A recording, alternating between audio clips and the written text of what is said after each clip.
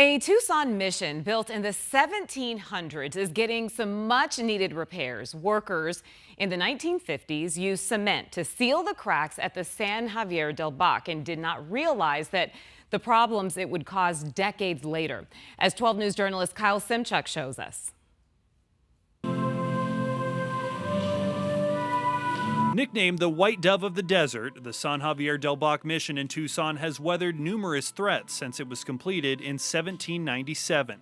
It survived the deadly Sonoran earthquake of 1887, a lightning strike in 1939, and a well-intentioned cement repair job in the 1950s, which has caused long-term issues. It's just a material compatibility issue where cement doesn't allow the lime plaster to breathe very well and it traps moisture and causes problems. Damaged plaster can begin to crumble. The story of cement causing problems at San Javier is kind of an old one. Star Hercardillo is leading a $749,000 project funded by the National Park Service's Historic Preservation Fund to remove modern-day cement from the mission's retablo facade. This is like a long multi-year project, and it's going to involve reconstructing some elements. Standing on a 40-foot scaffolding, conservators are still getting used to being so close to the bells. They're based off of one column.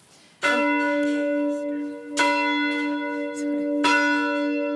mean, people say the work that we do is a labor of love. I don't see it that way.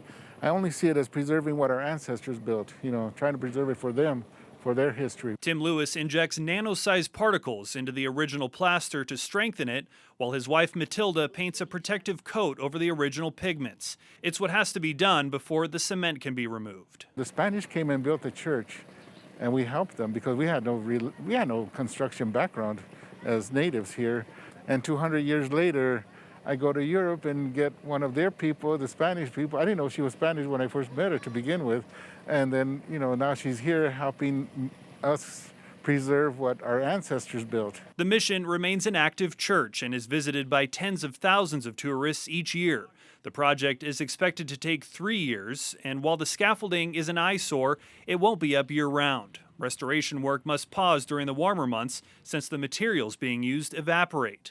While the scaffolding goes, it's the puzzles that remain. No records of plans or anything detailing how it was done exist. I'm just always puzzling over how did they do it? Yeah. How did they get up here? In Tucson, Kyle Simchuk, 12 News.